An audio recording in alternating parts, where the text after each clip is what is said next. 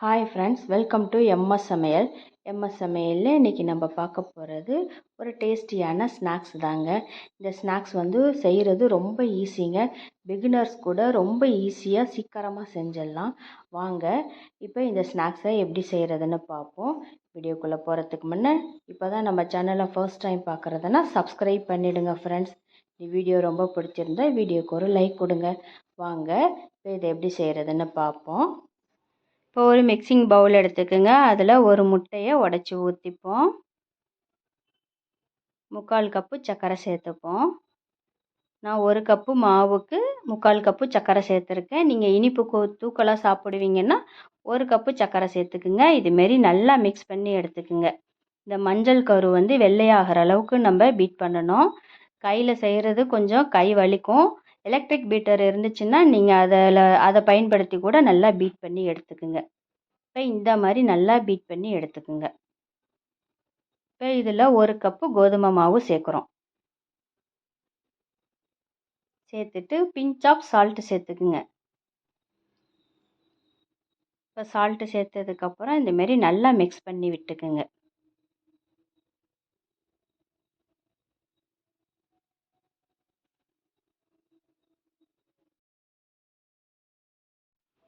இப்போ இதை கொஞ்சம் பிணைஞ்சதுக்கப்புறம் இதில் 1 ஸ்பூன் நெய் விட்டுக்குங்க. நெய் விட்டு இப்போ நல்லா பிணைஞ்சி எடுத்துக்குங்க. இப்போ நீங்கள் பிணையும் போது இந்த முட்டையோட தண்ணி சத்து போதுமானதாக இருந்துச்சுன்னா நல்லா பிணைஞ்சிக்குங்க. அப்படி பத்தலை, உங்களுக்கு கொஞ்சம் இறுக்கமாக இருந்துச்சு அப்படின்னா பால் தெளித்து நல்லா பிணைஞ்சிக்குங்க. தண்ணி சேர்க்காதீங்க. இப்போ இதை ஒரு 10 நிமிஷம் அப்படியே விட்டுருங்க. காயாமல் இருக்கிறதுக்கு மேலே எண்ணெய் தடவி வச்சுருவோம். தடவிட்டு இதை ஒரு 10 நிமிஷம் அப்படியே விட்டுருங்க. இது அப்படியே ஊறட்டும்.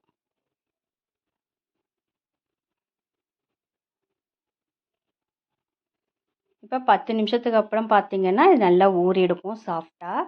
இப்போ இந்த மாவை எடுத்து நல்லா நம்ம உருட்டிப்போம்.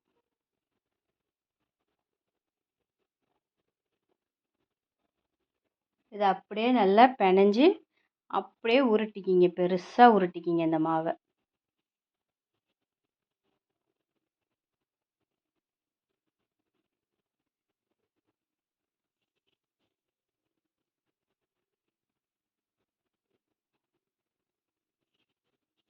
இப்போ இந்த மாதிரி நல்லா நம்ம உருட்டியாச்சு. இப்போ இதை சின்ன சின்னதாக நம்ம கட் பண்ணி எடுத்துப்போம். ஒரு உருண்டை சைஸுக்கு நம்ம இந்த மாவை கட் பண்ணிப்போம்.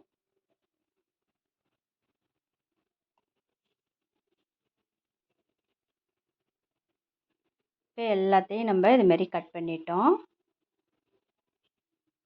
இப்போ இதில் ஒரு உருண்டை மாவு மட்டும் எடுத்துக்கோங்க. எடுத்து திரும்பவும் இதே மாதிரியே மெலிசாக உருட்டிக்கிங்க. ரொம்ப மெலிசாக வேணாம், ஓரளவுக்கு மீடியமாக இதை உருட்டிக்கிங்க.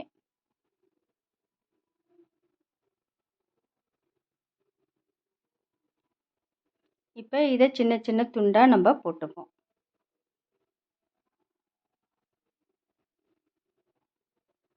இந்தமாரி துண்டு போட்டுட்டு இப்போ இதை கையில் எடுத்துக்கோங்க.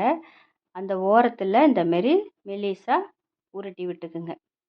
2 பக்கமும், அதாவது சின்ன குழவி சைஸுக்கு 2 பக்கமும் உருட்டி எடுத்துக்கோங்க.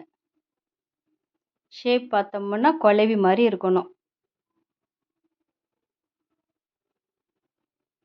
2 எட்ஜ்லேயும் அதேமாரி உருட்டிக்கிங்க. இப்போ இந்த மாவு எல்லாத்தையும் இதுமாரி நம்ம ரெடி பண்ணி வச்சுப்போம். இப்போ இதுமாரி நல்லா உருட்டி எடுத்தாச்சு. இப்போ நம்ம அடுப்பில் கொஞ்சம் எண்ணெய் காய விட்டுப்போம். இப்போ மீடியம் சூடாக இருக்கும்போது இதை எடுத்து அப்படியே சேர்த்துருங்க. எண்ணெய் ரொம்ப காஞ்சிடக்கூடாது. இதை எடுத்து அப்படியே ஒன்று ஒன்றா சேர்த்துருங்க.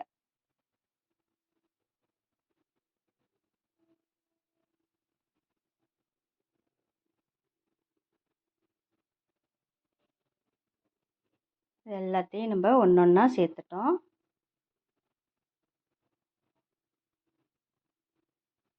லேசாக அப்படியே லைட்டாக அப்படியே ஒரு கிளறி விட்டுட்டு அப்படியே விட்டுருங்க. இது அப்படியே நல்லா வேகட்டும். அவ்வளோதான். இங்கே பாருங்கள் நல்லா வெந்துருச்சு.